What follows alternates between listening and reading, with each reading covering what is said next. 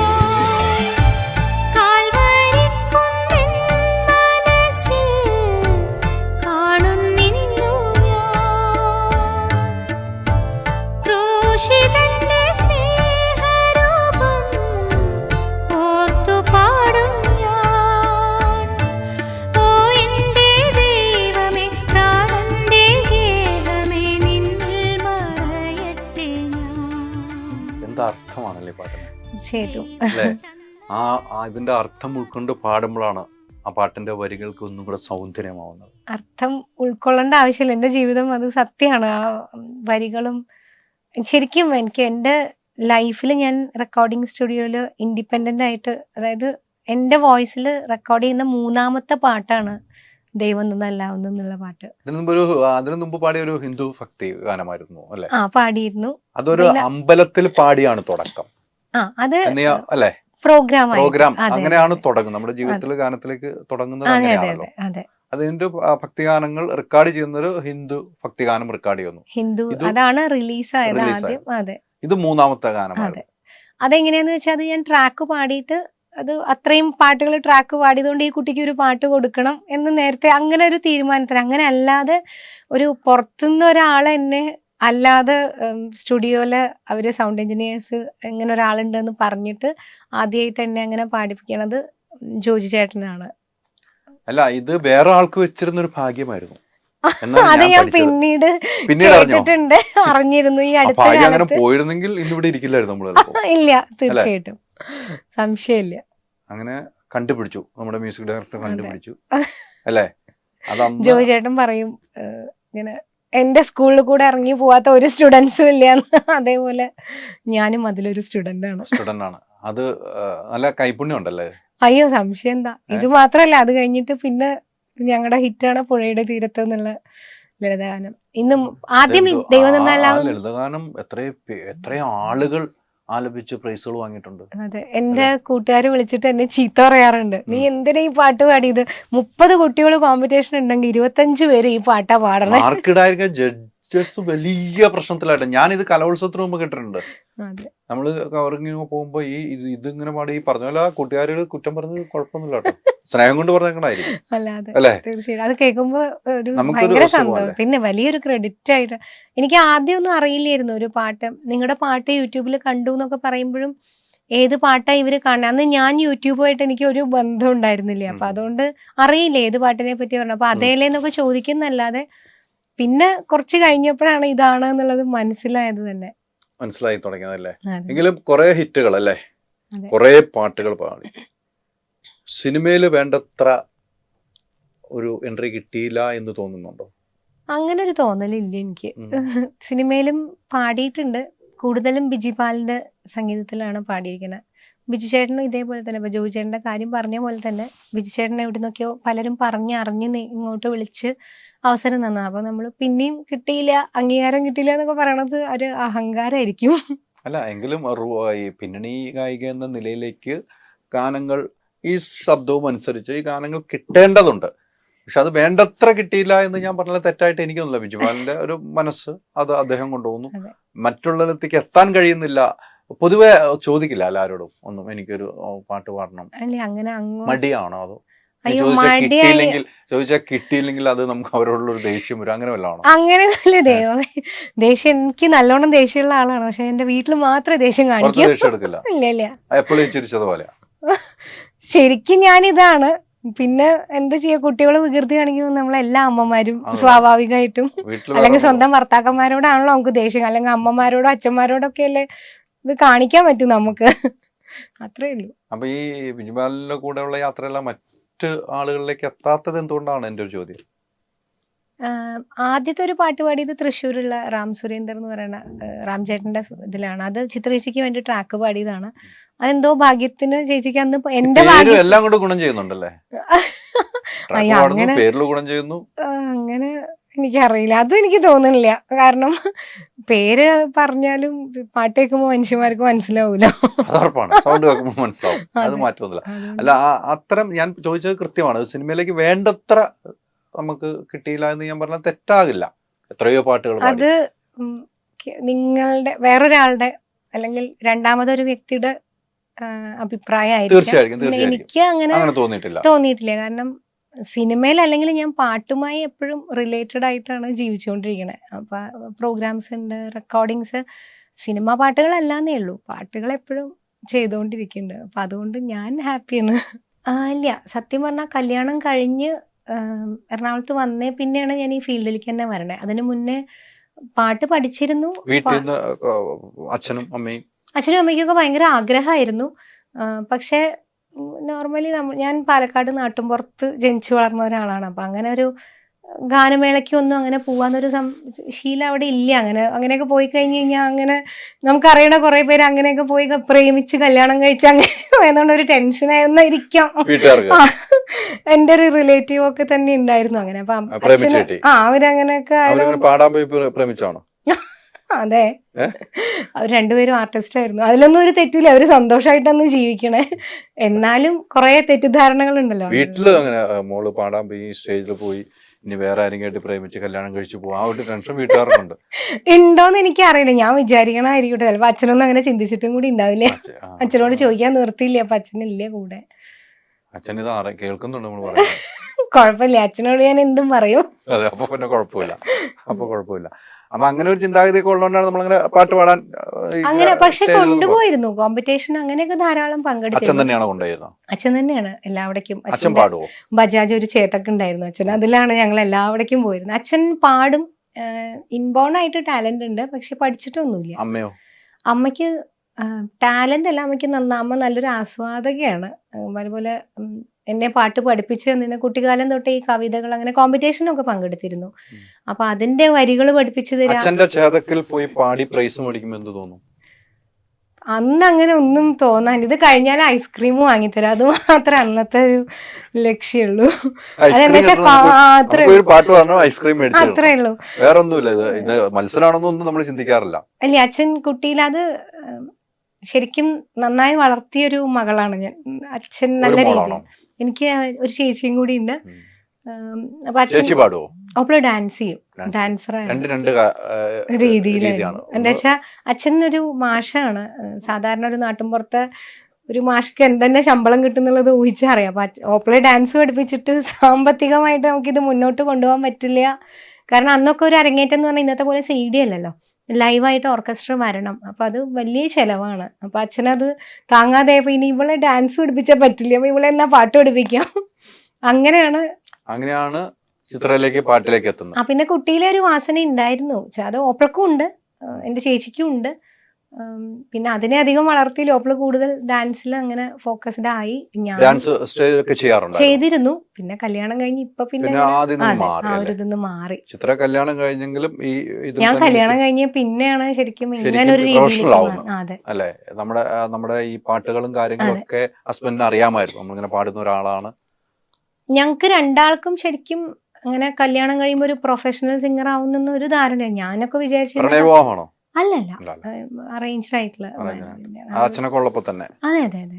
അപ്പൊ അച്ഛൻ തന്നെ പറഞ്ഞിട്ടുണ്ട് മോള് പാട്ട് പാടുന്നൊക്കെ പറഞ്ഞിട്ടുണ്ടായിരുന്നു? അങ്ങനെയൊന്നുമില്ല, അങ്ങനെ പ്രത്യേകിച്ച് നമ്മളിപ്പോ അങ്ങനെ ഞങ്ങളുടെ വീട്ടിലെ അങ്ങനെ ഒരു രീതിയില്ല. ഞങ്ങളിപ്പോ ഇങ്ങനെയൊക്കെ ആവണം അങ്ങനെ ഒന്നുമില്ല. നമ്മുടെ നാട്ടില് പറയാ വന്തപാട് ചന്തം എന്ന് പറഞ്ഞ് ജീവിക്കണ, വന്തപാട് ചന്തം എന്ന് പറയും. എങ്ങനെ വെച്ചാ അങ്ങനെ എന്ന് പറയും. പാലക്കാട് കുറച്ചൊരു തമിഴും മലയാളം കൂടി കലർന്ന ഒരു ഭാഷയാണ്. മനസ്സിലായി, ആ ഏരിയ എനിക്ക് നമുക്ക് കൂടുതൽ ഷൂട്ടിങ്ങിനൊക്കെ വരുന്ന ഏരിയകളാണ്. അങ്ങനെ പറയും നമ്മുടെ നാട്ടിലെ. എങ്ങനെയാച്ചാ അങ്ങനെ വന്തപാട് ചന്തം, എങ്ങനെയാച്ചാ അത് ചന്ത, അതെ അതേ ഉദ്ദേശിക്കുള്ളൂ. അങ്ങനെ അല്ലാണ്ട് വേറെ വലിയ സംസാരിക്കല്ലേ? അയ്യോ അതറിയില്ല. സംസാരിക്കുന്ന എനിക്ക് തോന്നുന്നു സംസാര രീതിയിൽ അത് തന്നെ പ്രൊഫഷണൽ. എനിക്കിപ്പോ സത്യം പറഞ്ഞാൽ ഞാൻ ഇവിടെ വരണേന്റെ മുമ്പേ ഇത് ഇന്റർവ്യൂ എന്നൊക്കെ ഇങ്ങനെ ആലോചിച്ച് വന്നെങ്കിൽ ഇവിടെ വന്നപ്പോ അങ്ങനെ ഒരു ഫീല് തോന്നുന്നില്ല. അതാണ് നമ്മൾ നമ്മള് ചുമ്മാ കാര്യങ്ങൾ സംസാരിച്ചു അങ്ങനെ നമ്മൾ ആൾക്കാർക്ക് കാണാനും ഇൻട്രസ്റ്റ് ഉണ്ടാവും. അതെ തീർച്ചയായിട്ടും. അല്ലെങ്കിൽ നമ്മൾ വലിയ സീരിയസ് ആയിട്ട് അതെ ഭയങ്കര ചോദ്യങ്ങളൊക്കെ ചോദിച്ചു കഴിഞ്ഞാൽ ഞാൻ ഉത്തരം മുട്ടി പോവുള്ളൂ. അല്ലേ? അപ്പൊ അങ്ങനെ കൊച്ചിയിൽ വന്നു. അതെ, കൊച്ചിയിൽ വന്ന് പിന്നീട് പ്രോഗ്രാമിലൊക്കെ പോയി തുടങ്ങി.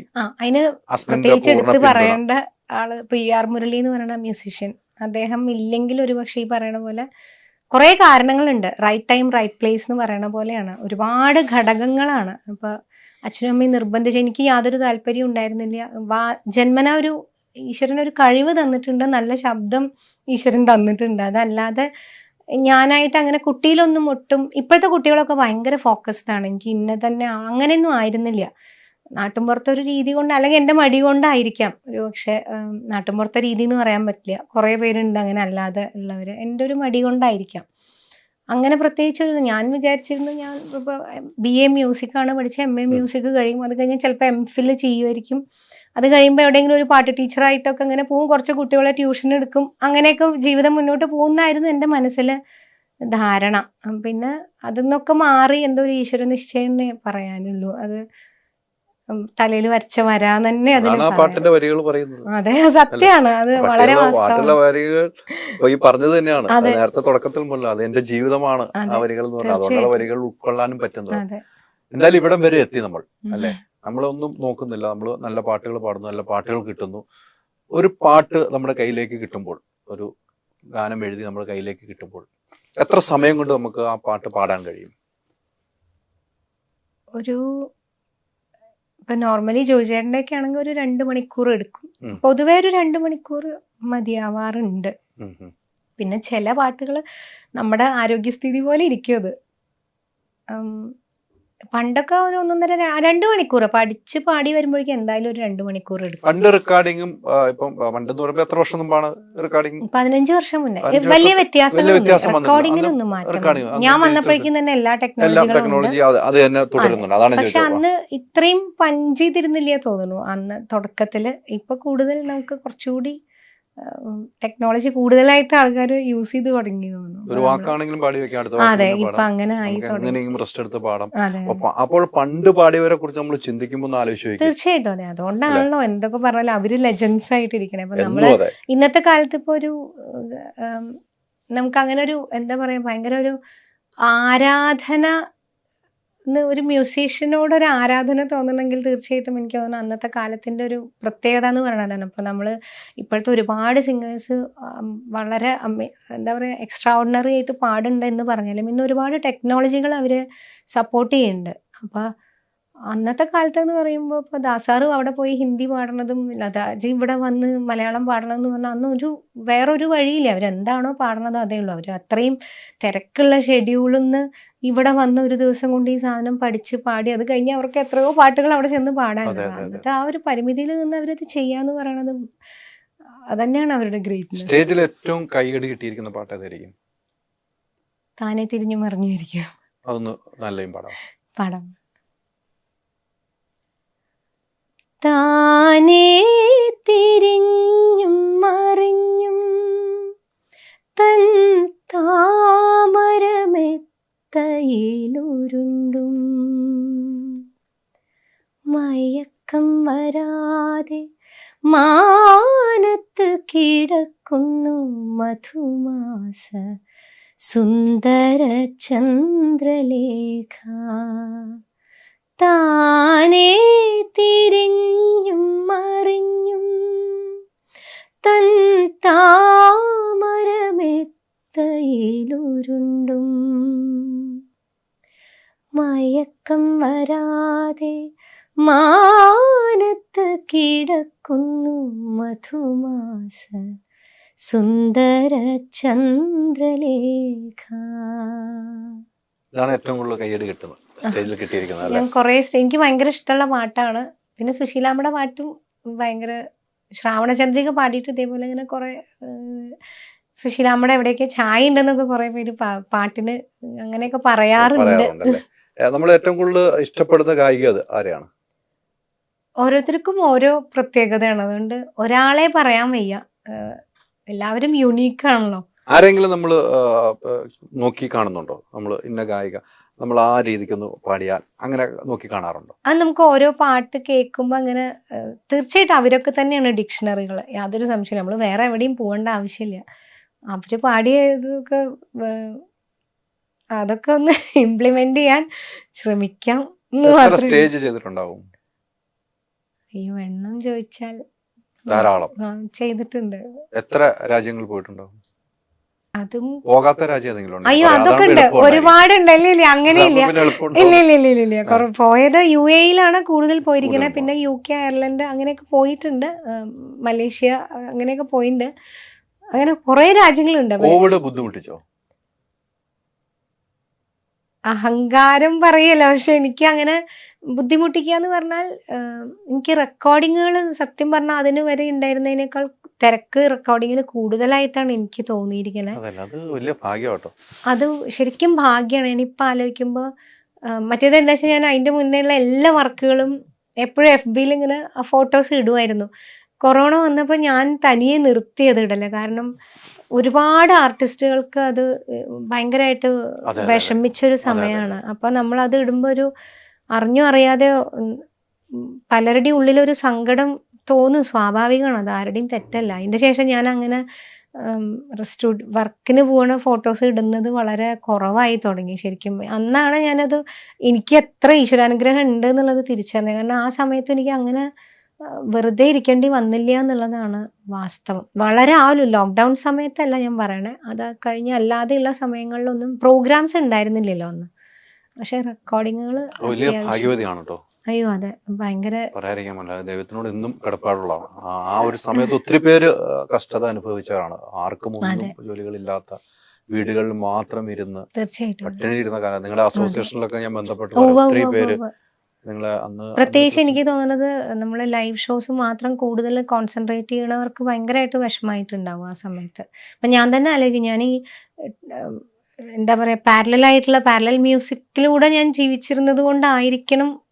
അതുകൊണ്ട് ഞാനതാ പറഞ്ഞു, എനിക്ക് അതുകൊണ്ട് സിനിമയിൽ എനിക്ക് അവസരം കിട്ടില്ല എന്നൊരു സങ്കടമില്ല. കാരണം ഞാൻ എപ്പോഴും എനിക്ക് പാട്ട് ഈശ്വരൻ തരുന്നുണ്ട്. അപ്പൊ പിന്നെ നമ്മള് എന്താ പറയാ കൂടുതൽ ഒരു ദിവസം എത്ര റെക്കോർഡിംഗ് ചെയ്യാൻ പറ്റും?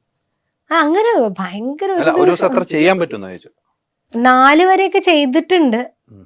പക്ഷെ ഈ പറയണ പോലെ പോസ്റ്റ് കോവിഡ് വന്നേ പിന്നെ അങ്ങനെ നമുക്ക് എല്ലാവർക്കും കുറെ ഹെൽത്ത് ഇഷ്യൂസ് ഉണ്ട്. അതുകൊണ്ട് ഇപ്പൊ വന്നിരുന്നു. അത്ര പ്രശ്നങ്ങളൊക്കെ അതൊക്കെ ഉണ്ട്, സ്വാഭാവികമായിട്ടും ഉണ്ട്. എവിടെ ചെന്നാലും ചിത്രയെ തിരിച്ചറിയുന്നത് നമ്മൾ പറഞ്ഞ പോലെ മറ്റേ ആദ്യത്തെ പാട്ട് ഹിറ്റടിച്ച ദൈവം നിന്നാലാവുന്നു പുഴയുടെ തീരത്ത്. ഇപ്പൊ അതും ഒഴിവാക്കാൻ വയ്യാത്ത രീതിയിലേക്ക്. ഇപ്പൊ അതും കഴിഞ്ഞ് വേറെയും ഈശോ നീ എന്നുള്ളിൽ വന്നാൽ പറഞ്ഞു തുടങ്ങി, ആകാശക്കാവിലെ പറഞ്ഞു തുടങ്ങി. ഭക്തിഗാനങ്ങൾ പാടുമ്പോൾ ഭക്തിഗാനങ്ങളിൽ കൂടുതൽ പാടുമ്പോൾ നമുക്ക് പല രീതിക്കാണ്. ഭക്തിഗാനങ്ങളിലെ വരികളില് അർത്ഥങ്ങള് പല രീതിക്കാണ്. അപ്പം ഏത് ഭക്തിഗാനം, ഇപ്പൊ ക്രിസ്ത്യൻ ഡിവോഷണൽ സോങ് പാടുമ്പോഴാണോ, ഹിന്ദി ഡിവോഷണൽ സോങ് പാടുമ്പോഴാണോ, മുസ്ലിം പാടാറുണ്ടോ? മുസ്ലിം പാടിയിട്ടുണ്ട്. അപ്പൊ ഏതിനായിരിക്കും കുറച്ച് ബുദ്ധിമുട്ട് വരിക? എനിക്ക് അങ്ങനെ ബുദ്ധിമുട്ട് അങ്ങനെ തോന്നി. വാക്കുകളിൽ വ്യത്യാസം ഉണ്ടല്ലോ, വരികളിൽ വ്യത്യാസം വരുന്നുണ്ടല്ലോ. പക്ഷെ അതൊന്നും എനിക്ക് അങ്ങനെ ഒരു ബുദ്ധിമുട്ടായി തോന്നിയിട്ടില്ല. ഓരോന്നും ഓരോ ശൈലിയാണ്. ക്രിസ്ത്യൻ ഡിവോഷണൽ എന്ന് പറയുമ്പോൾ ഒരു ഫീലാണ്. ശരിക്കും എനിക്ക് തന്നെ ഇപ്പൊ ഞാൻ തന്നെ റിലേറ്റ് ചെയ്യും. നമ്മുടെ മനസ്സിലൊരു വിഷ്വൽ ഉണ്ടാവില്ല. ഇപ്പോൾ നമ്മള് ഒരു പള്ളിയിൽ പോകുമ്പോൾ എന്ന് പറയുമ്പോൾ ഭയങ്കര ഒരു സൈലൻസ് ആണ്. ഒരു പള്ളിയുടെ ഏറ്റവും വലിയ ഹൈലൈറ്റ് എന്ന് എനിക്ക് തോന്നിയിട്ടുള്ളത് അവിടുത്തെ സൈലൻസ് ആണ്. നേരെ മറിച്ച് നമ്മളൊരു അമ്പലത്തിൽ തൊഴാൻ പോവുകയാണെങ്കിൽ ഒരിക്കലും സൈലന്റ് ആയിട്ടുള്ള ഒരു അമ്പലം അപൂർവമായിരിക്കും. എപ്പോഴും ആളുകളുടെ ശരണം വിളികളോ അല്ലെങ്കിൽ നാമം വിളികളും അല്ലെങ്കിൽ ഒന്നുമില്ലെങ്കിൽ ഒരു ബാക്ക്ഗ്രൗണ്ടിൽ ഇപ്പൊ ഞങ്ങളുടെ അമ്പലത്തിലൊക്കെ ആണെങ്കിൽ ശിവന്റെ അമ്പലമാണ്. അപ്പൊ അതുകൊണ്ട് എപ്പോഴും അവിടെ ഒരു ഇങ്ങനെ ഓം നമഃ ശിവായ എന്നുള്ളത് ഇങ്ങനെ മന്ത്രം വന്നുകൊണ്ടേയിരിക്കും. അപ്പൊ അത് വേറൊരു രീതിയിലാണ് അവിടുത്തെ നമ്മുടെ ഒരു ആംബിയൻസ് എന്ന് പറയണത്. അപ്പൊ അത് ആ ഒരു സംഭവം തന്നെ കറക്റ്റായിട്ട് ആ പാട്ടിലും. പിന്നെ മുസ്ലിം പള്ളിയിൽ ഞാൻ അങ്ങനെ പോയിട്ടില്ല, എനിക്കത് അറിയില്ല, എനിക്ക് അവിടുത്തെ ഒരു ഇത് അറിയില്ല. പക്ഷെ ആ പാട്ടുകളിലെന്ന് പറയുമ്പോൾ അത് വേറൊരു ശൈലിയാണ്. പക്ഷെ ഞാൻ പാടിയത് കൂടുതലും അങ്ങനെ അത്ര പക്ക മാപ്പിള പാട്ടുകളുടെ ശൈലിയിലുള്ള ഒരുപാട് പാട്ടുകൾ അങ്ങനെ പാടിയിട്ടില്ല. അല്ലാതെ ഇവിടെ ഉണ്ടായിരുന്ന ഒരു മാഷ പാട്ടുകൾ എന്ന് പറയുമ്പോൾ നമുക്കത് അങ്ങനെ അത്ര ഭയങ്കര അതൊരു അങ്ങനെയൊന്നും അല്ല, സിമ്പിൾ ആയിട്ടുള്ള മാപ്പിള പാട്ടുകൾ അങ്ങനെയൊന്നും ഉള്ളത് പാടാനുള്ള ഒരു അവസരം ഉണ്ടായിട്ടില്ല എനിക്ക്. അതാണ് അതുപോലെ സംസ്കൃത പാമകരിമാരി അതെ അതെ അതെ അങ്ങനത്തെ ഒരു എക്സ്പീരിയൻസ് മാറിയല്ലോ, ആ ഒരു രീതിയെ മാറി. ഇപ്പൊ സിമ്പിൾ ആണ്, എല്ലാവർക്കും പാടാൻ പറ്റുന്ന പാട്ടുകളാണ് കൂടുതലും പാട്ടുകളൊക്കെ വരുന്നത്. ഈ പറഞ്ഞതുപോലെ ഈ ഹിന്ദു ഭക്തിഗാനങ്ങൾ പാടുമ്പോൾ വേറൊരു സ്റ്റൈലായിരിക്കുമല്ലോ. അത് കുറച്ചുകൂടി ഒരു സെമി ക്ലാസിക്കലായിരിക്കും എപ്പോഴും. സംഗതികള് അല്ലെങ്കിൽ രാഗഭാവം അങ്ങനെയുള്ളതാണ് അതിൽ കൂടുതലായി അങ്ങനെ ഒരു വ്യത്യാസം ഉണ്ട്. ശരിക്കും ഭയങ്കര ഒരു ഡിഫറൻസ് ഉണ്ട്. ഭക്തിഗാനങ്ങളിൽ ഏറ്റവും പാടി മനസ്സിൽ എപ്പോഴും തട്ടി നിൽക്കുന്ന പാട്ട് ഏതായിരിക്കും? കുറെ പാട്ടുകൾ പാടിയിട്ടുണ്ട്. അതിൽ ഈ MC ഓഡിയോസിന് വേണ്ടിയിട്ടൊരു ജയ ജയ നന്ദകിശോര ഹരി എന്ന് പറഞ്ഞിട്ട് ഒരു പാട്ട് പാടിയിരുന്നു. അതാണ് ഇതിന്റെ ഒരു ഹിന്ദു ഡിവോഷനിൽ എനിക്ക് കുറച്ച് ആദ്യമായിട്ടൊരു അക്സെപ്റ്റൻസ് കിട്ടിയ ഒരു അതൊന്ന് നമുക്ക് കേൾക്കാം. അത് ശരിക്കും ശങ്കർ മഹാദേവൻ പാടിയിരുന്ന ആ ഒരു ട്യൂണിന്റെ അതെ, തന്നെ ആ ടോൺ തന്നെ അത് തന്നെ. ജയ ജയ നന്ദ കിശോര ഹരേ കരുണാകര ശ്രീധര പാഹിപതേ, അങ്ങനെ ഒരു ഇതാണ്. അതൊരു നാമം ചൊല്ലുന്ന അതുപോലെ ഒരു അതെ നമ്മള് അമ്പലത്തിലൊക്കെ ഇരുന്ന് നാമം അതെ, ചൊല്ലുന്ന ഈ ഒരു അതെ. ഒരു അത് രീതി, തന്നെ, ആ അതെ, രീതിയാണല്ലോ അതെ, അതെ, അതിന്റെ ആ ടോൺ വരുന്നത് അല്ലെ. അതെ. നമുക്ക് വിഷു ഒക്കെ ആണല്ലോ, വിഷുവായിട്ട് ബന്ധപ്പെട്ട ഒരു പാട്ട് പ്രേക്ഷകർക്ക് കൊടുക്കണ്ടേ? തീർച്ചയായിട്ടും ഒരു പാട്ടായാലോ? വിഷുവിന്റെ പാട്ടെന്ന് പറയുമ്പോൾ തീർച്ചയായിട്ടും കൃഷ്ണനാണല്ലോ. അതെ, തീർച്ചയായിട്ടും. അപ്പൊ നമുക്ക് ചിത്രേച്ചി പാടിയ ഒരു പാട്ടിന്റെ 4 വരി വേണം. കാർമുകിൽ വർണ്ണന്റെ ചുണ്ടിൽ ചേരുമോടക്കുഴലിൻ്റെ ഉള്ളിൽ വീണുറങ്ങുന്നൊരു ശ്രീരാഗമേ നിന്നെ പുൽകിയുണർത്താൻ മറന്നു കണ്ണൻ. കാർമുകിൽ വർണ്ണന്റെ ചുണ്ടിൽ. എല്ലാ ഫെസ്റ്റിവലിലും പാട്ടുകൾ പാടാറുണ്ട് അല്ലേ? ഇപ്പം കൂടുതലും സത്യം കിട്ടാറുണ്ട്. പറഞ്ഞ പുഴയുടെ തീരത്ത് പാടിയതിന്റെ ശേഷമാണ്. ഇപ്പൊ കഴിഞ്ഞ ഓണത്തിന് ഞാൻ എന്റെ ജീവിതത്തിൽ ആദ്യമായിട്ട് പോകും 10 ഓണപ്പാട്ട് പാടി. എനിക്ക് തന്നെ ഒരു അത്ഭുതമാണ്. 10 ഓണപ്പാട്ട് റെക്കോർഡിംഗ് ആയിരുന്നു. 10 ഓണപ്പാട്ട് റെക്കോർഡ് ചെയ്തു. ആദ്യം ജോജിച്ചേട്ടന്റെ പാട്ട് തന്നെയാണ് പാടിയത്. ജോജിച്ചേട്ടന്റെ തന്നെ 1-ൽ കൂടുതൽ പാടി. പിന്നെ അല്ലാതെ കുറെ. എങ്ങനെയാണ് അദ്ദേഹത്തിന്റെ അടുത്തേക്ക് എത്തുന്നത്? ഈ പറഞ്ഞ ട്രാക്ക് പാടി അതിനുശേഷം എത്തിയതാണോ? ട്രാക്ക് പാടി. അപ്പൊ ജോജിച്ചേട്ടനോട് ഈ സ്റ്റുഡിയോയില് ഈ പറഞ്ഞ പോലെ വേറെ ആരോ പാടാനിരുന്ന് ആ കുട്ടിയെ കിട്ടാഞ്ഞപ്പോൾ ഇങ്ങനെ ഒരു പുതിയ ഒരാളുണ്ട്, വേണമെങ്കിൽ പരീക്ഷിച്ചു നോക്കിക്കോളൂ എന്ന് പറഞ്ഞു. അതെ, ഞാനത് അടുത്താണ് കേട്ടോ ആ കഥ അറിഞ്ഞത്. അതെനിക്ക് അറിയില്ല. അന്ന് വിജയിച്ചോന്ന് എനിക്ക് അറിയില്ല. പക്ഷെ ഇപ്പൊ കേൾക്കുമ്പോ തോന്നുന്നു അന്ന് എനിക്ക് ഒന്നും അറിയില്ല. റെക്കോർഡിങ്ങിന്റെ ഒരു ഒന്നും അറിയില്ല. ജസ്റ്റ് ഹെഡ്ഫോൺ എങ്ങനെ വെക്കണം എന്നുള്ളതല്ല, എങ്ങനെ നമുക്കിപ്പോ അത് എങ്ങനെ കൃത്യമായിട്ട് നമുക്ക് കേൾക്കണം ഒന്നും അറിയില്ല. ഒന്നും അറിയില്ല അന്ന്. പക്ഷെ ആ ഒരു അറിവില്ലായ്മ ആയിരിക്കാം ഒരു പക്ഷെ ആയിരിക്കും. ഞാൻ കുഞ്ഞുണ്ണിമാഷ് പറഞ്ഞ മാതിരി പൊക്കമില്ലായ്മയാണ് എന്റെ പൊക്കം എന്ന് പറഞ്ഞ അതായിരിക്കും. വായനാശീലം ഉണ്ടല്ലേ? അങ്ങനെ വായനാശീലം ഒന്നുമില്ല.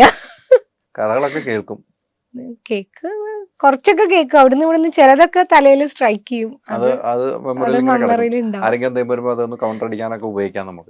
ചിലത് എനിക്ക് അങ്ങനെ ഭയങ്കര മറവിയുള്ള ഒരാളാണ് ഞാൻ. പക്ഷെ ചില കാര്യങ്ങള് മനസ്സിൽ കയറി അത് പിന്നെ നമുക്ക് ആ ഹിറ്റ് അടിച്ച ലളിതഗാനം ഒന്ന് കേട്ടാലോ? തീർച്ചയായിട്ടും. പുഴയുടെ തീരത്തൊരു ത്രാടരാവിൽ വിസ്മയമോടെ ഞാൻ നിന്നു. പുഴയിലൊരാകാശം കണ്ടു, മേലെ വാനിൽ പാൽപ്പുഴ കണ്ടു. തുഴയാതെ ഒഴുകി വരും തിരുവോണത്തോണികൾ കണ്ടു. തിരുവോണ തോണികൾ കണ്ടു. പുഴയുടെ തീരത്തൊരു ത്രാടരാവിൽ വിസ്മയമോടെ ഞാൻ നിന്നു. ഇത് അതിമനോഹരമായിട്ടാണ് എല്ലാവരും ഏറ്റെടുത്തത്. ഈ നമ്മൾ പാടി വെച്ചിരിക്കുന്ന മറ്റുള്ളവർ പാടി കേൾക്കുമ്പോൾ എന്താണ് അനുഭവം?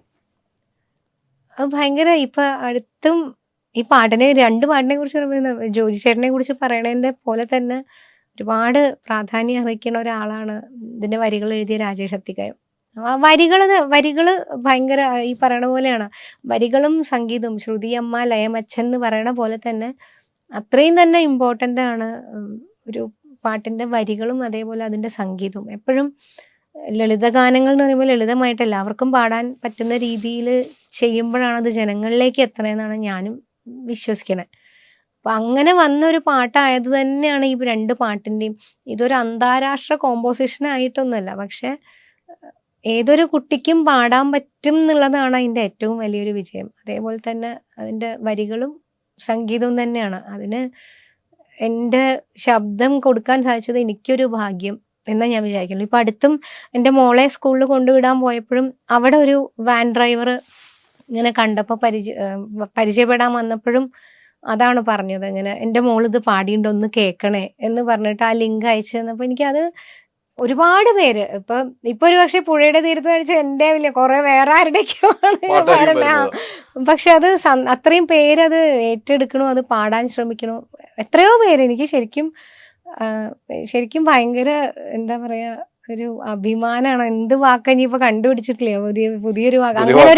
അങ്ങനെ ഒരു എക്സൈറ്റ്മെന്റ് ആണ് അത് കേൾക്കുമ്പോ. ഇന്നും അത് അന്ന് കുറെ ഈ പറയണ പോലെ അത് ഇറക്കിയതിന്റെ പിന്നില് ജോജി ചേട്ടന്റെ കുറെ എഫേർട്ട് ഉണ്ട്. അപ്പൊ ഞാൻ എപ്പോഴും വിചാരിക്കുന്ന ഒരു കാര്യം, നമ്മള് ആത്മാർത്ഥമായിട്ട് നമ്മൾ ചെയ്യേണ്ട പണി ചെയ്തു കഴിഞ്ഞാൽ അത് എന്തെങ്കിലും ഈശ്വരൻ അതിനൊരു റിസൾട്ട് നമുക്ക് തരും എന്നുള്ളത് തെളിവാണ്. എൻ്റെ ജീവിതം കൊണ്ടും ഈ പാട്ടുകൾ കൊണ്ടും തന്നെ എനിക്ക് ഭയങ്കര, ഞാൻ വിശ്വസിക്കണത് അങ്ങനെ തന്നെയാണ്. ഈ റിയാലിറ്റി ഷോയില് ഇപ്പം റിയാലിറ്റി ഷോയുടെ ഒരു കാലഘട്ടമാണ് കുറെ ആയിട്ട്, കുട്ടികളെ വിടുന്ന റിയാലിറ്റി ഷോകൾ, അതിനോട് എങ്ങനെ യോജിക്കുന്നു? എനിക്ക് വിയോജിപ്പൊന്നുമില്ല. ഒരുപാട് ഗുണം തന്നെയാണ് അത്. കാരണം ഒരുപാട് ഗ്രൂമിങ് കിട്ടും. ഇപ്പം എനിക്കൊക്കെ സ്റ്റുഡിയോയിൽ വരുമ്പോൾ എനിക്ക് ജോയിച്ചേട്ടൻ തന്നെ എനിക്ക് ഒരുപാട് കാര്യങ്ങൾ പറഞ്ഞു തന്നിട്ടുണ്ട്. പാടുമ്പോൾ പ്ലെയിൻ ആയിട്ട് പാടാതെ മോഡുലേഷൻ അങ്ങനെയുള്ളതൊക്കെ. പക്ഷെ അതൊക്കെ ഗ്രാജ്വലി വർഷങ്ങൾ കൊണ്ട് ഞാൻ കുറേയൊക്കെ മാറ്റിയെടുക്കാൻ ശ്രമിച്ചിട്ടുണ്ട്. അപ്പോൾ അങ്ങനെയുള്ള കാര്യങ്ങൾ നമുക്കിപ്പോൾ കുട്ടിയിൽ തന്നെ പറഞ്ഞ് കിട്ടുകയാണെങ്കിൽ, അല്ലെങ്കിൽ ആ ഒരു ഇതിൽ നമ്മളെ മോൾഡ് ചെയ്തെടുക്കുകയാണെങ്കിൽ അത് കുറച്ചുകൂടി ഗുണം ചെയ്യും.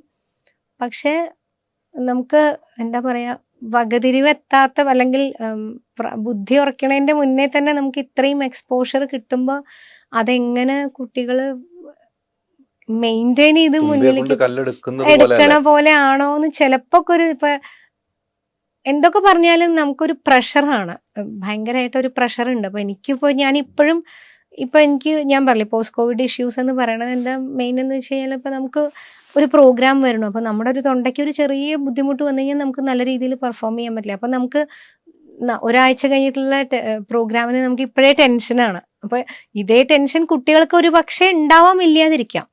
അപ്പൊ ആ നിലയ്ക്ക് ഇപ്പൊ കുട്ടികളെ കളിച്ച് ഓടി നടക്കേണ്ട ആ ഒരു പ്രായത്തിൽ അത് ചെയ്യാതെ അപ്പോഴേ ഈ ഒരു ബേർഡൻ എടുക്കണുണ്ടോ, അങ്ങനെയൊക്കെ എനിക്ക് ചിലപ്പോ തോന്നും. എന്റെ തോന്നലായിരിക്കാം. രണ്ടും ഉണ്ട്. എല്ലാറ്റിനും ഗുണവും ദോഷമുള്ള പോലെ തന്നെ തീർച്ചയായിട്ടും അതാണ് മത്സരബുദ്ധി എന്ന് പറയണത്. നല്ല രീതിയിലും ആവാം. ഇപ്പൊ എനിക്ക് അച്ഛൻ കുട്ടിക്കാലത്ത് എന്നും കിടക്കുമ്പോ പറഞ്ഞു തന്നിരുന്ന ഒരു കാര്യമാണ് കോമ്പറ്റീഷൻ. ഇപ്പൊ എന്നോട് നേരത്തെ ചോദിച്ചില്ലേ, അത് പറഞ്ഞു മുഴുമിപ്പിക്കലുണ്ടായില്ല. അതാണ് അച്ഛൻ എന്നും പറഞ്ഞിരുന്നത്. അതാണ് കോമ്പറ്റീഷന് പങ്കെടുക്കുക, നന്നായിട്ട് പാടുക, 4 ആള് നന്നായി എന്ന് പറഞ്ഞാൽ അതാണ് നിനക്ക് കിട്ടാനുള്ള ഏറ്റവും വലിയ സമ്മാനം, അല്ലാണ്ട് ഫസ്റ്റ് പ്രൈസ് കിട്ടലല്ല എന്ന് അച്ഛൻ പറഞ്ഞിരുന്നു. അന്ന് അറിഞ്ഞോ അറിയാതെയോ തന്നെ എൻ്റെ മനസ്സിൽ ആ സാധനം രജിസ്റ്റേർഡ് ആണ്. അതുകൊണ്ട് എനിക്ക് അങ്ങനെ ഒരു ഞാൻ പറഞ്ഞില്ല, എൻ്റെ ഒരേ ഒരു ലക്ഷ്യം എനിക്ക് ഐസ്ക്രീം കിട്ടുക എന്നുള്ളത് മാത്രമേ ഉള്ളൂ. അല്ലാണ്ട് ഇത് കഴിഞ്ഞാൽ സമ്മാനം ആർക്കാന്നോ അല്ലെങ്കിൽ അതുപോലെ ഞാൻ കേൾക്കാൻ എനിക്ക് അതൊന്നും ഒരു പ്രശ്നം. പിന്നെ ഒരു ട്രോഫി കിട്ടിയ സന്തോഷം. അപ്പൊ നമ്മുടെ സ്കൂളിലൊക്കെ ചിലപ്പോൾ ഒരു സ്റ്റീലിന്റെ ഗ്ലാസ് ഒക്കെയാണ് സമ്മാനമായിട്ട് തരിക. ഹാപ്പി ആയിരുന്നു, അത് കൊണ്ട് വീട്ടിൽ കൊടുക്കുക. അപ്പൊ അത് അന്നത്തെ ചെറിയ ചെറിയ സന്തോഷങ്ങൾ അത്രയൊക്കെ ഉള്ളൂ. അല്ലാണ്ട് ഒരു കോമ്പറ്റീഷന് പോകണം, ഫസ്റ്റ് പ്രൈസ് കിട്ടണം, അല്ലെങ്കിൽ അത് കഴിഞ്ഞ് അടുത്തതിന് പോകണം, അങ്ങനെയൊന്നും ഒരു ചിന്ത അന്ന് ഇല്ല. അപ്പൊ നമുക്കതിങ്ങനെ വീട്ടിൽ നിന്ന് തന്നെ ഒരു പ്രഷർ തരുമ്പോ അത് ആ പ്രായത്തിലൊക്കെ നമുക്കത് ടോളറേറ്റ് ചെയ്യാൻ പറ്റുമോ? എനിക്കൊക്കെ ആണെങ്കിൽ ബുദ്ധിമുട്ടായിരിക്കും എന്ന് തോന്നുന്നു. അതാണ് ഞാൻ ചോദിച്ചത്. അങ്ങനെ ഒത്തിരി പേർക്ക് ബുദ്ധിമുട്ടുണ്ടാകുന്നുണ്ടാകാം, നമുക്കറിയില്ല. നമ്മളിത് മത്സരം നമ്മൾ ടി വിയിലിരുന്ന് കാണുന്നില്ല, നന്നായിട്ട് കുട്ടി പാടുന്നു, അതാണ് നമ്മൾ. എന്തായാലും ആ കുട്ടിക്ക് ഒരു പക്ഷെ ഓടി നടന്ന് കളിക്കേണ്ട, അല്ലെങ്കിൽ ഇപ്പോഴത്തെ കുട്ടികളൊന്നും ഓടി നടന്ന് കളിക്കണില്ല, ഒക്കെ ഫോണിലൊക്കെയാണ് കളിക്കുന്നത്. എന്നാലും എന്തായാലും അവര് മനസ്സുകൊണ്ട് എൻജോയ് ഉണ്ട് ആ ഒരു സമയം. അപ്പൊ ആ ഒരു കുറെ സമയം നീക്കും. നല്ലതാണോ ചോദിച്ചാൽ ആ നേരം ഫോണിൽ കുട്ടി കളിച്ചോട്ടെ എന്ന് ചോദിക്കുന്നത് തെറ്റാണ്, അതല്ല. അപ്പൊ അത് എന്താ ശരി എന്നുള്ളത് ഇപ്പൊ എനിക്കും തിരിച്ചറിയാനുള്ള ബോധമില്ല എന്ന് പറയാം ഒരു പക്ഷെ. ഇത് പൊതുവെ ഒരു സംസാര രീതിയിൽ വരുന്ന ഒരു സംഭവമാണ്.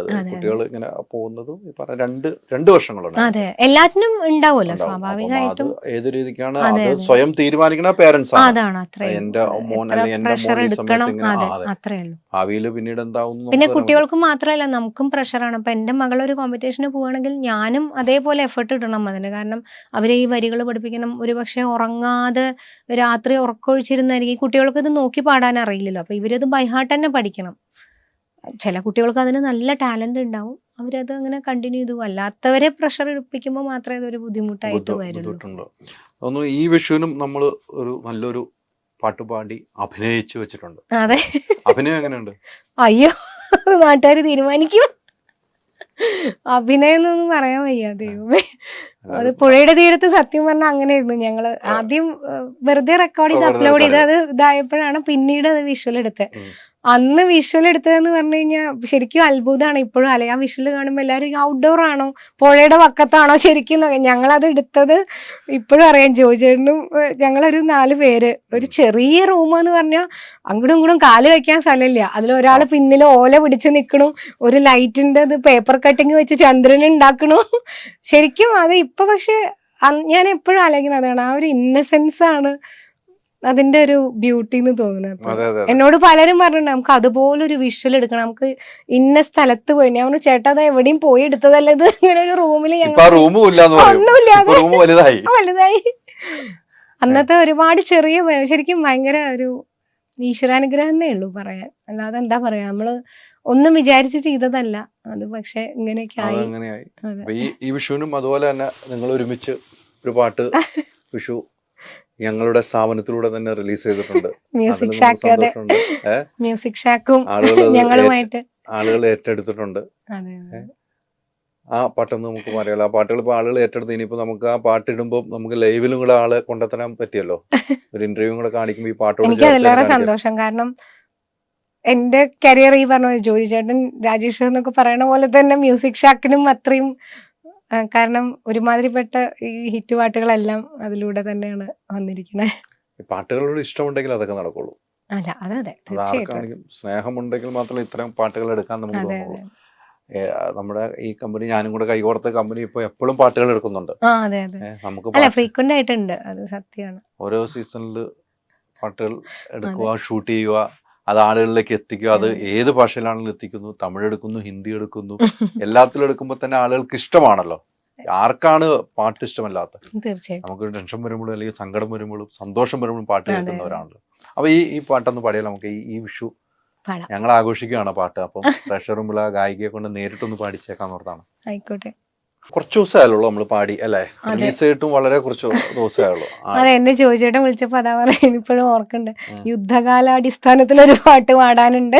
അല്ല, എന്റെ അടുത്ത് ചോദിച്ചു ഇങ്ങനെ ഒരു പാട്ട്. എന്റെ അടുത്ത് ഞങ്ങൾ സംസാരിച്ചു ഓഫീസിൽ സമയം പാട്ട് അത് എവിടെയാണ് ഷൂട്ട് ചെയ്യണമെന്നൊക്കെ എന്നോട് ചോദിച്ചു. അപ്പൊ ഒരു വീട് കാര്യങ്ങളൊക്കെ ഞങ്ങൾ സംസാരിച്ചു. പക്ഷെ ഞാൻ ആ വീടിന്റെ കാര്യം ഞങ്ങൾ തലേന്ന് സംസാരിച്ചോളൂ. വീടെടുത്തൊന്നും ഷൂട്ട്, വൈകുന്നേരം വന്നപ്പോ ഷൂട്ട് കഴിഞ്ഞ് വന്നു എന്നാ പറയുന്നത്. 2 മണിക്കൂർ ഞങ്ങള്, എനിക്ക് തോന്നുന്നു 6:45 ആകുമ്പോ തുടങ്ങി 8:45 ആയപ്പോഴേക്കും തീർന്നു. ഞാനന്ന് ക്യാമറമാന്റെ അടുത്ത് അപ്പൊ ഷൂട്ടിന് പോയില്ലെന്ന് ഞാൻ ചോദിച്ചു. എനിക്ക് ചോദിച്ചേട്ടാ വിളിച്ച ധൈര്യമാണ്. അതുകൊണ്ട് മറ്റേത് പലരും വിളിക്കുമ്പോ ചിലപ്പോ നമ്മൾ കൊറേ രാവിലെ പോയി വൈകുന്നേരം വരെ ഇരുന്ന് മുഷിഞ്ഞ് നമുക്കൊരു മടുപ്പാവും. ഒന്നാമത് നമ്മള് ഇത് ശീലിച്ച ആൾക്കാരല്ലല്ലോ. അപ്പൊ അതുകൊണ്ട് ഇത് നമുക്കറിയണ ഒരു പണിയല്ലാത്തതുകൊണ്ട് സുരേഷ് ഗോപി പറഞ്ഞാൽ അങ്ങനെയാണ് സത്യം. അതെ അതെ അതെ, നമ്മൾ ഒത്തിരി ടെൻഷൻ അടിക്കാതെ വൃത്തിയായിട്ട് എടുത്ത് അത് കുറെ ആളുകൾ പ്രേക്ഷകർ കണ്ട് നല്ല കമന്റുകൾ വന്നുകൊണ്ടിരിക്കുന്നതാണ്. ഈ വിഷുദിനത്തിൽ തന്നെ ചിത്രയെ ഞങ്ങൾ അതിഥിയാക്കി എടുത്തത്. ആ പാട്ടിലേക്ക് ഒന്ന് പോയാലോ? കണി കാണണം വിഷു കണി കാണണം, മണിവർണ്ണ കണ്ണനെ കണി കാണണം, മനസ്സിന്ന കണിക്കൊന്ന മലരാലെ ഞാൻ ഭഗവാന്റെ കണ്ണിനും കണിയാവണം, മനസ്സിന്ന കണിക്കൊന്ന മലരാലെ ഞാൻ ഭഗവാന്റെ കണ്ണിനും കണിയാവണം, കണി കാണണം വിഷു കണി കാണണം, മണിവർണ്ണ കണ്ണനെ കണി കാണണം, മനസ്സിന്ന കണിക്കൊന്ന മലരാലെ ഞാൻ ഭഗവാന്റെ കണ്ണിനും കണിയാവണം, കണി കാണണം വിഷു കണി കാണണം, മണിവർണ്ണ കണ്ണനെ കണി കാണണം. മനോഹരം വരികളും മനോഹരമായ വിഷ്വൽസും മനോഹരമായ ഗാനവും മനോഹരമായ സൗണ്ടും. ദൈവം ഇപ്പൊ ജലദോഷം പിടിച്ചിരിക്കുക സൗണ്ട് പാടിയപ്പോ ഉണ്ടായിരുന്നില്ല. നല്ല സൗണ്ട് ആണല്ലോ, ഞാൻ പറഞ്ഞതിൽ തെറ്റൊന്നുമില്ലല്ലോ. മനോഹരമായ സൗണ്ട് എന്ന് പറഞ്ഞ് തെറ്റൊന്നുമില്ലോ. ജലദോഷം പിടിച്ചോണ്ടാ, എന്നിട്ടും ഈ വരികൾ പാടാൻ കഴിയുന്നല്ലോ, അതിന്റെ ഒരു ഭാഗ്യമല്ലേ. ഇനിയിപ്പം നമുക്ക് ചെയ്യണം, അല്ലെങ്കിൽ ഇനി ഒരു പാട്ട് പാടണം എന്ന് തോന്നുന്ന ആരുടെ കൂടെ, ഇവറ്റ് പാടുമ്പോൾ ആരുടെ കൂടെ പാടണം എന്നൊരു ആഗ്രഹമുണ്ട്? ഇനി അങ്ങനെയില്ല, എല്ലാവരുടെയും കൂടെ പാടണമെന്ന് ആഗ്രഹമുണ്ട്. ഞാൻ ജീവിതത്തില് പി.ജയചന്ദ്രൻ സാറ് യാദൃശ്ചികമായിട്ട് ഈ പറയണ പോലെ പരിചയപ്പെട്ടു. സാറിന്റെ കൂടെ ഒരുപാട് വേദികൾ പങ്കിടാൻ സാധിച്ചു. അതേപോലെ ഉണ്ണിമേനോൻ തുടങ്ങിയ എല്ലാ ഗായകരുടെയും ഒപ്പം പാടാൻ സാധിച്ചു. എം ജി ശ്രീകുമാർ സാറ്, അങ്ങനെ ഒരുമാതിരിപ്പെട്ട എല്ലാ ഗായകരുടെയും ഒപ്പം. എന്താ പറയുക, പണ്ടില്ല, ഈ ഒരു ഇതിൽ വന്നതിന് ശേഷം ഒരു അത്യാഗ്രഹം ഉണ്ടായിരുന്ന എവിടെയെങ്കിലും ഒരു സ്റ്റേജിൽ ഒരു വരിയെങ്കിലും ദാസാറുടെ ഒപ്പം പാടാൻ സാധിച്ചിരുന്നെങ്കിൽ. ദാസാറ് ഉള്ള വേദിയിൽ പ്രെയറൊക്കെ പാടിയിട്ടുണ്ട്, അങ്ങനെയൊക്കെ പാടിയിട്ടുണ്ട്. ദാസാറ് ഒരു പൊന്നാടയൊക്കെ അങ്ങനെയൊക്കെ ഉണ്ടായിട്ടുണ്ട്. പക്ഷെ കൂടെ എവിടെയും പാടാൻ സാധിച്ചില്ല. അങ്ങനെ എന്തായാലും നമ്മള് കുന്നോളം ആഗ്രഹിച്ച കുന്നിക്കുരുവോളം കിട്ടുന്ന പറഞ്ഞാൽ നേരെ തിരിച്ചു പറയണം. ഇഷ്ടാണോ ചോദിച്ചാൽ അങ്ങനെ കൊറേ ഒന്നും അറിയില്ല, അറിയാവുന്ന എല്ലാം കറക്റ്റ് കാര്യങ്ങൾക്ക് വരുന്നുള്ളൂ, വെറുതെ ഉപയോഗിക്കുന്നില്ലല്ലോ. ഇനി അത് കുന്നോളം ആഗ്രഹിച്ചത് മലയോളം കിട്ടിയെന്ന് പറഞ്ഞ മാതിരി ദാസാറിന്റെ കൂടെ ഒരു വരിയൊക്കെ പാടാൻ ആഗ്രഹിച്ചു. പക്ഷെ 3 പ്രോഗ്രാം ദാസാറിന്റെ കൂടെ ചെയ്യാനുള്ള മഹാഭാഗ്യം ഉണ്ടായി. വലിയൊരു ഭാഗ്യമല്ലേ? അയ്യോ ഭാഗ്യോ, അതെ, ഞാൻ അതിന്റെയൊക്കെ മേലെയാണെന്നേ ഉള്ളൂ. എനിക്ക് എന്താ അതൊന്നും കാണാൻ അച്ഛനുണ്ടായില്ല എന്നുള്ളൊരു. കൊറേ പാട്ടുകൾ പാടിയിരുന്നു അന്ന്. എന്താ വെച്ചാൽ 3 പ്രോഗ്രാമിന് ഡ്യുവറ്റ്സ്. ആദ്യം ദാസേട്ടന്റെ കൂടെ പാടി കഴിഞ്ഞപ്പോൾ, ആദ്യം ദാസേട്ടന്റെ ഒരു സ്റ്റേജ് പങ്കിട്ട് കഴിയുമ്പോൾ പാടി കഴിഞ്ഞപ്പോൾ ദാസേട്ടൻ എന്തെങ്കിലും പറഞ്ഞിരുന്നോ? ഒന്നും പറഞ്ഞില്ല. അന്ന് ഞാൻ പേടിച്ച് ഭയങ്കര വിറച്ചുകൊണ്ടാ പാടിയത്. ഒന്നാമത് ദാസാറെ ആദ്യമായിട്ട് കാണുകയാണ്. ശരിക്കും നമ്മളെന്താ പറയാ, ഇങ്ങനെ ഭയങ്കര ഒരു അത് എങ്ങനെ എനിക്ക്. എവിടെയാണ് സ്റ്റേജ്? എവിടെയാണ്? ഒന്ന് ഹൈദരാബാദ് ആയിരുന്നു, ഒന്ന് UK, ഒന്ന് അയർലൻഡ്, അങ്ങനെയായിരുന്നു ഉണ്ടായിരുന്നത്. ഒന്നും പറഞ്ഞില്ല പാടി കഴിഞ്ഞപ്പോ? ആദ്യത്തെ പ്രോഗ്രാം കഴിഞ്ഞപ്പോ പ്രത്യേകിച്ച് ഒന്നും പറഞ്ഞില്ല. എന്നെ അങ്ങനെ അവരുടെ PA ആയിട്ടുണ്ടായിരുന്ന ഒരു ചേട്ടൻ, പാലക്കാട് ആണ് പുള്ളിയുടെ വീട്, രവി എന്ന് പറഞ്ഞിട്ടുള്ള.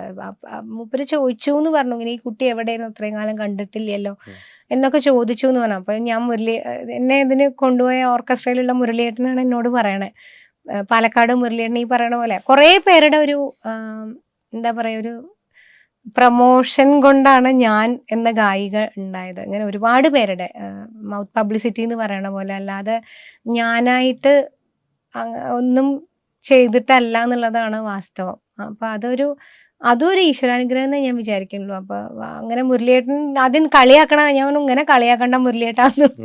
പക്ഷെ പിന്നെ രണ്ടാമത്തെ പ്രോഗ്രാമിന് പോയപ്പോ പിന്നെ ഞാൻ അന്ന് തീരുമാനിച്ചു, ഞാൻ ഇങ്ങനെ പേടിച്ചു. എനിക്ക് സംസാരിച്ചിട്ടില്ല.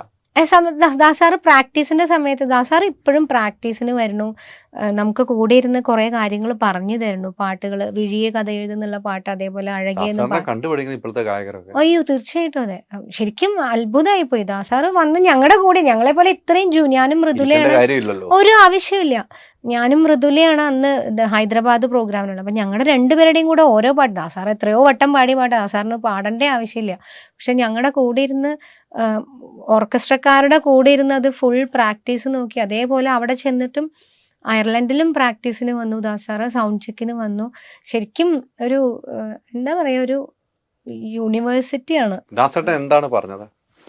പാട്ടുകൾ പാടേണ്ട രീതികളെ കുറിച്ച്, നമ്മൾ ഏത് സ്ഥലത്താണോ പോസ് കൊടുക്കേണ്ട ആ സ്ഥലത്ത് പോസ് കൊടുക്കുക. വിഴിയെ കഥ എഴുതുന്നുള്ള പാട്ടാണ് അതിൽ അന്ന് പപ്പ പാടിക്കൊണ്ടിരുന്നത്. അപ്പൊ അതിലുള്ള 1-2 കാര്യങ്ങൾ, ഇതിങ്ങനെ ചെയ്താൽ കൂടുതൽ നല്ലതായിരിക്കും, അങ്ങനെ 2-3 കാര്യങ്ങൾ പറഞ്ഞു തന്നു. പിന്നെ മറ്റേ UK പ്രോഗ്രാമിന്റെ മുന്നേ വിളിച്ചിട്ട് മക്കളെ നന്നായി പാടൂ എന്നൊക്കെ പറഞ്ഞു. ഭയങ്കര അന്ന് വെള്ളൈപ്പുറ പാടിയിട്ട് എനിക്ക് ദാസാർ അന്ന് ഒരുപാട് പാട്ടുകൾ പാടി. അന്ന് ഭയങ്കര ഒരു പോസിറ്റീവ് എനർജി ആയിരുന്നു ദാസാറിന്. അന്ന് വിജയും ദാസാറും ഞാനും ആയിരുന്നു പ്രോഗ്രാമിന് ഉണ്ടായിരുന്നത്. അപ്പൊ ഞങ്ങൾ 3 പേരേ ഉള്ളൂ. അന്നത്തെ പ്രോഗ്രാമിൽ ഒരു 30 പാട്ട് പാടിയിട്ടുണ്ടെങ്കിൽ അതിൽ ഒരു 25 പാട്ടും ദാസാറ പാടിയിരിക്കണേ. അത് ശരിക്കും ഭയങ്കര ഒരു അനുഭവമായിരുന്നു. എങ്ങനെ ഒരു എനർജി വരണേ. വെള്ളൈപ്പുറയൊക്കെ പാടുമ്പോ എനിക്ക് എന്ത് വികാരം. ഞാനിത് കഴിഞ്ഞിട്ട് ദാസാറുടെ കാലിൽ പോയി വീണു. എനിക്ക് സാർ ഗംഭീരായി പാടിയെന്ന് പറയാൻ പറ്റുമോ നമുക്ക്? ഇത് ആരോടാ ഈ പറയണെന്നുള്ള.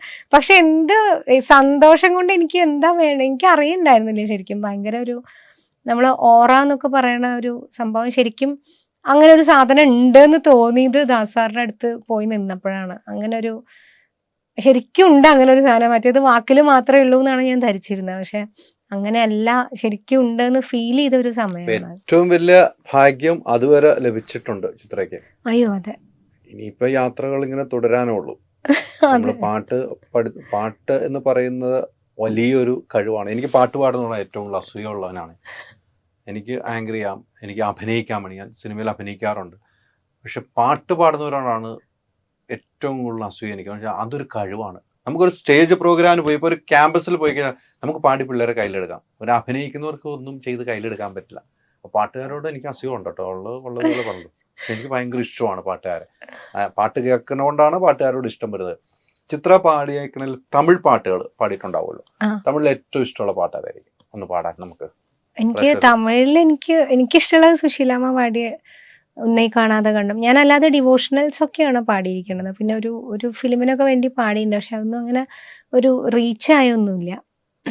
എനിക്ക് പേഴ്സണലി എനിക്കിഷ്ടം ഉന്നൈ കാണാതെ കണ്ടും എന്നുള്ള പാട്ട് സുശീലാമ്മയുടെ. ഉന്നൈ കാണാതെ കണ്ണും കണ്ണല്ല, ഉന്നൈ എണ്ണാതെ നെഞ്ചും നെഞ്ചല്ല, നീ சொல்லாத சொல்லும் சொல்லல்ல, நீ இல்லாமல் நானும் நானல்ல, நீ ഇല്ലാமல் നാനും നാനല്ല. സുശീലാമ്മയുടെ കാര്യം പറയുമ്പോൾ തീർച്ചയായിട്ടും പി ജയേന്ദ്രൻ സാറ് ഒരുപാട് പാട്ടുകൾ, MSV സാറുടെ ഞാൻ കേൾക്കാത്ത ഒരുപാട് തമിഴ് പാട്ടുകളെ കുറിച്ച് പറഞ്ഞു തന്നതും എന്നെ കേൾപ്പിച്ചതും ഒക്കെ ഒരച്ഛൻ്റെ സ്ഥാനത്ത് നിന്നിട്ട് തന്നെയാണ് പി ജയേന്ദ്രൻ സാറ്. ശരിക്കും അതൊക്കെ എന്ത് സുഹൃത ഞാൻ ചെയ്തിരിക്കണമെന്ന് ചോദിച്ചാൽ എനിക്കറിയില്ല. അത്രയും ഭാഗ്യം ഉണ്ടായിട്ടുണ്ട് ജീവിതത്തിൽ. അത് ഇന്നും അതെ. സാറ് എങ്ങനെയാണെങ്കിലും ഒരു 2-3 ദിവസം കൂടുമ്പോൾ എന്തായാലും വിളിച്ചിരിക്കും. ഭയങ്കര ഭയങ്കര അത് എനിക്കറിയില്ല അതെങ്ങനെ ശരിക്കും അതൊരു ഈശ്വരാനുഗ്രഹം തന്നെ ഞാൻ വിചാരിക്കുന്നു. അല്ലെങ്കിൽ ഞാൻ ജയേന്ദ്ര സാർ അങ്ങനെയൊന്നും ആളുകളെ വിളിക്കാറുള്ള ആളല്ല. വളരെ ചുരുക്കം ആളുകളെ മാത്രം എല്ലാരും പറയും അത്. പക്ഷെ ജയേന്ദ്ര സാർ അങ്ങനെ വളരെ ചുരുക്കം ആളുകളുമായിട്ട് മാത്രം കോണ്ടാക്ട് വെക്കുന്ന ഒരു വ്യക്തിയാണ്. ആ ലിസ്റ്റില് ചിത്രം എത്തിയിട്ടുണ്ടെങ്കിൽ ചിത്രം ഒരു ഭാഗ്യവതി തന്നെയാണ്. ഞാൻ എപ്പോഴും പറയും ചക്ക വീണപ്പോ മൊയില് ചത്തതാണോന്ന് അറിയില്ല. ഞാൻ ചെന്നപ്പോ ജയേന്ദ്രൻ സാറിനെ ഇതുപോലെ ആദ്യമായിട്ട് കാണാൻ ചെന്നപ്പോ സുശീലാമ്മയുടെ പാട്ടാണ് എനിക്ക് ലിറിക്സ് ഓർമ്മയുള്ളത്. അന്ന് ഒന്നാമത് ജയേന്ദ്ര സാറെ നേരിട്ട് കാണാനൊന്നും പറഞ്ഞാൽ ഈ പറയണ ഇപ്പൊ ദാസാറുടെ അവസ്ഥ പറഞ്ഞാൽ അതിനേക്കാളും കുറച്ച് വർഷങ്ങൾക്ക് മുന്നെയാണ് ജയേന്ദ്രൻ സാറിനെ പരിചയപ്പെടുന്നത്. ഇതേപോലെ തന്നെ ആയിരുന്നു അന്നും. എനിക്ക് ഭയങ്കര ഒരു ഇത് സത്യമാണോ എന്നെ പറഞ്ഞു പറ്റിക്കണതാണോ എന്നൊക്കെ തോന്നിയിരുന്നു. പക്ഷെ അന്ന് പോയി ഒരു 4 മണിക്കൂറാണ് പാട്ടുകളെ കുറിച്ച് അന്ന് ജയേന്ദ്രൻ സാറ് ചർച്ച ചെയ്യണേ. അപ്പൊ അന്ന് ശ്രാവണചന്ദ്രികയാണ് പാടിയത്. അപ്പൊ തൊട്ട് സാറിന് ഭയങ്കര കാര്യമാണ്. പിന്നെ ഒരുമാതിരിപ്പെട്ട എല്ലാ പ്രോഗ്രാംസിനും വിളിക്കാറുണ്ട്. അല്ലാതെ വിളിച്ച് ഈ പറയണ പിറ്റേ ദിവസം രാവിലെ 8:45 എനിക്കിപ്പോഴും ഓർമ്മയുണ്ട്. ഞാൻ ദോശ ഉണ്ടാക്കുമ്പോൾ കോള് വരണത് ജയേന്ദ്രൻ സാറുടെയാണ്.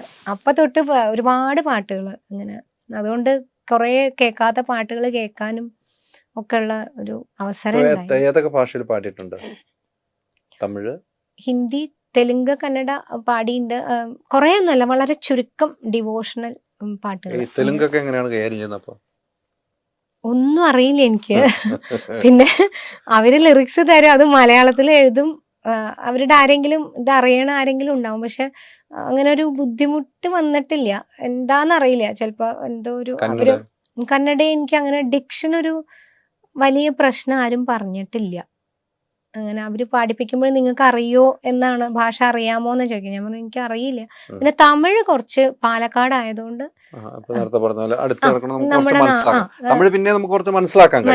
മറ്റേതൊന്നും മനസ്സിലായിട്ടല്ല. പക്ഷെ ഡിക്ഷൻ വലിയ പ്രശ്നം. അത് മലയാളത്തിൽ എഴുതി വെച്ചിട്ട് വായിക്കും. മലയാളത്തിൽ ഒരുമാതിരി എഴുതി വെച്ചിട്ട് കറക്റ്റ് ആയിട്ട്. അവിടെ ഹിറ്റ് അടിച്ച ഏതാണ്? നമ്മൾ പാടി പ്രഷർ മനസ്സിൽ കിടക്കുന്ന ഏതാണ്? അത് പവിഴമല്ലി എന്ന് പറഞ്ഞിട്ട് സർഗം ഓഡിയോസ് ഇറക്കിയ ഒരു ഡിവോഷണൽ ആൽബം ഉണ്ടായിരുന്നു മലയാളത്തിൽ. അത് മലയാളത്തിൽ അത്യാവശ്യം ഹിറ്റാണ്. അങ്ങനെ അതിന്റെ തന്നെ കന്നഡവും തെലുങ്കും ചെയ്തിട്ടുണ്ടായിരുന്നു. അയ്യോ അതൊന്നും ചോദിക്കരുത്, അക്രമാവും. എനിക്ക് ആ പാടി കഴിഞ്ഞു കഴിഞ്ഞാൽ പിന്നെ അത് കേൾക്കണമൊന്നും ഇല്ലല്ലോ.